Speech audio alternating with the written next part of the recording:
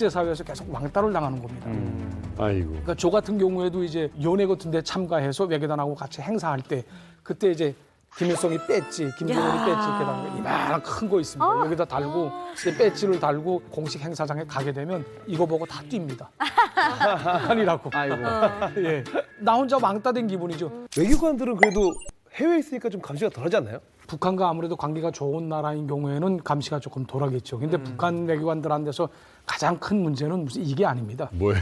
제일 큰 고통을 받는 게 김정은이 핵실험할 때거든요. 그러니까 핵실험하게 되면 네. 그걸 수습하느라고 정말 여념이 없습니다. 북한 외교관들은. 그러니까 지금까지 북한이 총 6차례를 핵실험하지 않았습니까?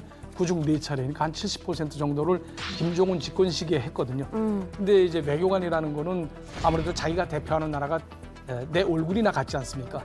그렇기 때문에 자기가 대표하는 나라가 정말 잘 돼서 국가 이미지를 쫙 이렇게 올리게 되면 더불어서 자기가 궁지로 빛나거든요. 네. 그런데 이제 핵실험하고 미사일 쏘고 자꾸 그런 엉뚱한 그런 진짜 불법적인 그런 행동을 계속 하니까 국제사회에서 계속 왕따를 당하는 겁니다. 아이고. 그러니까 저 같은 경우에도 이제 연회 같은 데 참가해서 외교단하고 같이 행사할 때 그때 이제 김일성이 배지, 김정은이 배지 이렇게 달고 이만한 큰 거 있습니다. 여기다 달고 이제 배지를 달고 공식 행사장에 가게 되면 이거 보고 다 뜁니다. 아니라고. 아이고. 예. 나 혼자 왕따 된 기분이죠. 완전 이렇게 쭉 또 상쾌하죠. 이쪽으로 찾아가게 되면 한 몇 마디 하다가 이 친구는 또 뭐 하면서 또 갑니다. 가고. 또 왕따 되고. 그치. 그러니까 이게 정말 힘들거든요. 아니 진짜 핵실험 때문에 이 대북 제재가 또 강해지면은 외교관분들은 손발이 더 묶이는 기분일 것 같은데 6차 핵실험 이후에 그 대사관 분위기는 좀 어땠어요? 그러니까 2017년 9월 3일이었죠. 그때 6차 핵실험이. 6일이 지나서 9월 9일에는 북한에서 뭐 서해 공화국 창건 기념일입니다. 그래서 2017년 9월 9일을 맞으면서 대사관들에서 연회를 차리거든요. 대체로 국경절 연회는 한 사람 앞에 나오는 돈이 1.5 내지 한 2유로 정도밖에 안 됩니다. 그렇기 때문에 이제 저희 같은 경우에는 호텔, 오송 호텔에서 해야 되는데 이거 가지고 오방도 없죠. 그러니까 한국 돈으로 한 2,200원, 2,300원 1인당 이렇게 되는데 1인당 3,000원도 안 되는 거로. 예. 그러니까 저 이거를 나라에서. 또 국가에서 나오는 그 액수에다가 플러스해서 해당 회사들 있지 않습니까? 건설회사들 그리고 또 뭐 이제 옥류관을 비롯해서 이제 나와 있는 모든 그런 단위들한테 또 찾아가서 돈을 좀 내라고 이렇게 이렇게 호소를 합니다. 그래서 이제 쭉 다 돈을 모아가지고 그 돈을 한 15,000불 정도 먹게 되면 이제 행사를 할 수 있거든요. 그래서 이제 뭐 오송 호텔에다가 물려가지고 이제 쭉 했는데 실제적으로 오는 사람은 거의 한 명도 없었습니다. 그때 아이고. 핵실험 끝나고. 한 거의 표시로 러시아, 중국, 뭐 심지어 쿠바까지도 안 왔었거든요. 형제의 나라라고 하는. 예, 그런 나라 대사들까지도 안 왔고 그래서 한 명도 오지 않았다고 보시면 될 것 같습니다. 한마디로 왕따 국가가 되는데요. 네. 저도 그래도 북한하고 좀 관계가 좋다는 베트남에 있을 때 3차 핵실험을 했거든요. 근데 그게 제기되게 되면 정부기관이나 사회단체에 찾아가가지고 북한의 핵 보유나 이 당위성을 주장해야 돼요. 근데 그게 실적에 포함이 되고 또 면담 기록부로서가 작성을 해서 북한까지 또 보내야 되거든요. 그게. 그 가까운 베트남 그 기관장들이나 이분들도 할 수 없이 듣는 거예요. 그렇지. 그래서 가만히 있는 거예요. 그러니까 우리는 관심이 아예 없이. 관심이 없거든요. 이게 실적이 얘가 막 우린 그저 내려 읽고 나오거든요, 저리. 아야, 지금 베트남도 얼마나 큰 기업들하고 이 비즈니스도 많고. 예. 아, 그러니까 자기네도 기업들 좀 많이 들어가 있고. 난초한 위치에 속하거든요. 그럼요. 그러니까 말도 못하고 그렇다고. 네. 자꾸만 북한은 그 당국에서 지시가 내려와요. 무슨 지시가 내려오나. 경제적 협조 따내라. 쌀 빨리 들여오라. 그런데 가서 쌀 좀 주세요 하거든요. 달라고 하는 거예요, 그러면 그것도? 야, 너네 우리가 다 줬어 이제 쌀다. 그러니까 우리는 항상 이야기하는 게 기존의 우리 수령님과 허지명 대통령 사이의 혈맹관계. 그러니까 이걸 강화 발전시키면서 이걸 군독질해가지고 쌀 달라고 그러거든요. 근데 아이고. 다들은 에이 불쌍하니까 어쩌든 더 줄게. 뭐 이렇게 하면 또 따내야 되거든요 무조건. 구걸 외교랄까? 구걸 외교. 베트남에도 베트남에 쌀밖에 달릴 게 없거든요.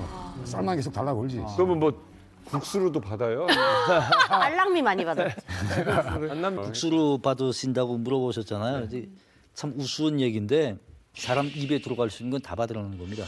그런 게 내려온다고요? 그게 국수가 됐던 쌀이 됐던 심지어 이제 그 복합 용량제라는 게 있어요. 정말 그 용량실조 온 애들한테 이제 죽기 직전 애들한테 이제 먹이는 그런 유엔에서 이제 후원하는 그런 복합 용량제가 있습니다. 그것도 받아들여라.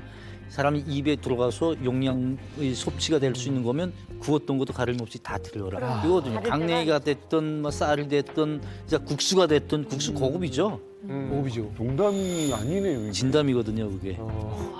제일 곤란한 게 난 저 상황보다 그걸 것 같아. 나는 한국하고 같이 있는 나라에 있는 거. 이거 정말 곤란할 것 같아. 한국 비교가 될 테니까. 우리나라 대사가 있는 곳에 북한 대사. 외교관이 있는 거. 너무 비교되겠다. 영국이든 어디든 뭐 이런 데 많을 거 아니야. 그죠? 베네수엘라에서 그런 일이 있었습니다. 베네수엘라요? 베네수엘라가 다양한 이제 국가에서. 그 친북 국가잖아요. 차베스가 집권해서 사회주의 정책을 하고 네. 정말 제가 베네수엘라의 북한 대사관을 내오는 걸 제가 했어요. 근데 움직이지 않습니다. 꼭대기는 다 이제 정권은 사회주의자들을 다 이렇게 박혔지만 밑에 실무 단계는 다 움직이지를 않아요. 그래서 내가 그때 담당자가 오마르였는데 그 친구 보고 빨리 좀 하자. 나보고 우리 외무성 아시아국에서 한국 담당자하고 북한 담당자하고 달라. 북한은 중국이랑 같이 묶어놨다는 거예요. 네. 근데 재밌다. 얼마 전에 한국이 광복절이라고 하면서 연회를 했어 대사관에서. 베네수엘라에 상주하는 외교단이 그렇게 많은 연회를 했지만은 그 베네수엘라 종계 인사들이 그렇게 많이 연회에 갔던 적이 없어. 마시는 거 거기다 많았나 또 봐. 들어갔다 나오는 사람들한테 65인치짜리 삼성 TV를 하나씩. 65인치짜리 삼성 TV를 하나씩. 삼성 비교가 안 돼. 이건 게임이 안 핸드폰을 돼. 하나씩. 핸드폰까지 준 거죠? 그쵸. 휴대폰까지 이거 하나씩 대사관도 다 나눠줬어. 핸드폰 하나씩. 그러니까 그게 웬간한 상들, 장관들은 다 TV를 하나씩 받아가지고 나왔고 그럼. 삼성 핸드폰은 다 하나씩 받아가지고 나왔고 이야. 나는 정말 내 욕을 들어주고 싶어. 응. 까라카수에 북한 조선 대사관 내오는 거 정말 나는 바래. 움직이지 않아 우리 그럼 상급에서. 안 그리고 뭐 인삼을 주겠어. 아니면 뭐 우라늄 돌이라도 하나. 줄 게 없는 거잖아요. 그때 드는 자괴감이라는 게 엄청나거든요. 그래. 외교도 뭐 돈 있어야지. 엄청나거든요. 아, 나는 광복절 행사에 제일 크게 해가지고 특이한 데랑. 이야. 우리 또 국력의 차이. 아니 북한 사람들이 그렇게 하늘같이 여기는 외교관들이 밖에 나가서 이런 취급을 그래서 받고 막 계셨다는 건 정말 우리는 모르지. 몰랐어요. 자, 어쨌든 결국 본인의 이제 독재 정권을 위한 길만 찾겠다. 이제 김정은이죠. 반인도적이고 무자비한 그의 독재 정치. 이거를 제지할 방법이 정말 없는 걸까요? 사실 이제 그 김정은이 그 독재 정권에 대한 이제 국제사회 압박 굉장히 많이 하고 있고 실제 효과도 내고 있지만은 응당한 수준에서 이제 그 북한 정권을 압박하지 못하고 있고 북한 정권이 어떤 변화나 붕괴로 이제 유도하는 데는 아직 많은 그 갈 길이 남았다고 생각을 합니다. 김정은이한테 굉장히 많은 자극을 주는 한 가지 일이 있어요. 그게 바로 김정은 ICC 제소 문제거든요. 물론 김정은이 ICC에 제소된다고 해서 뭐 잡혀가는 것도 아니고 뭐 워낙에 김정은이가 해외여행 많이 하지도 않으니까 큰 문제 되는 건 없지만 북한 주민들한테 주는 그 효과는 굉장히 크거든요. ICC 제소가. 그러겠네요. 자기네가 이제 수령으로 받들고 있는 그 사람이 결국은 범죄자다 이거 아닙니까?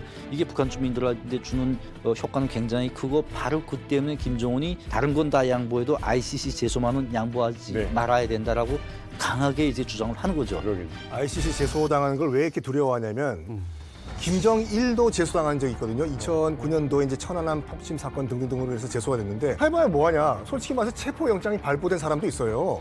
푸틴, 네타냐후 다 체포영장이 발부됐음에도 불구하고 푸틴 막 비웃고 돌아다니잖아요. 근데 이게 상징성이 뭐냐면 인류사의 죄인으로 등재되는 거. 등재가 돼버린 기록되는 그러니까 거. 나와 히틀러와 나와 스탈린이 동급이 돼버리는 거거든요. 네네네. 그러니까 퍼블릭 에너미라고 하거든요. 퍼블릭 에너미 넘버원이라고 해가지고 전 인류의 공공의 적 1호로 찍혀버리는 거예요. 그게 뭐 북한의 그 주민들까지는 모른다 할지라도 이렇게 외교관들처럼 국제사회에 나와 있는 사람들한테는 다 알려지게 되는 거잖아요. 그렇죠.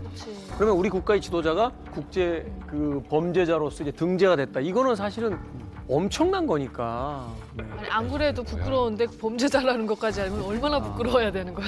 오늘 사실 이렇게 외교관 세 분하고 이야기를 나눠봤습니다. 어떤 활동을 더 하고 싶으십니까?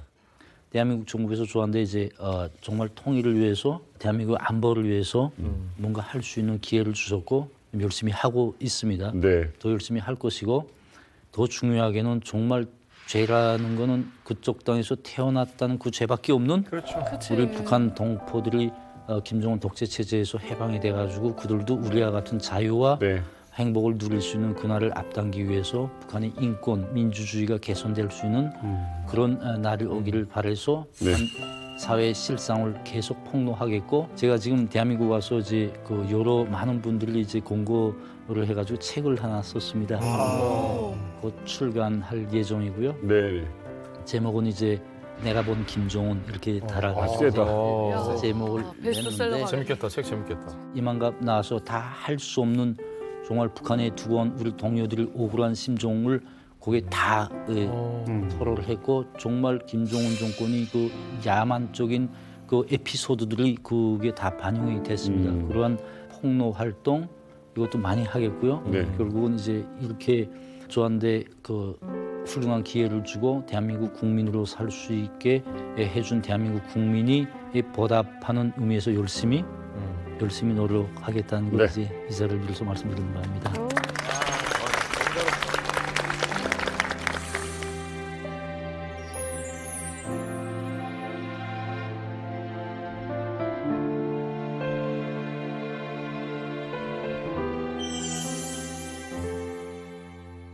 편집자가 없고 찍은 장면들 모두가 기다려 그 순간들 애국에서 빵빵 터지네 놓치지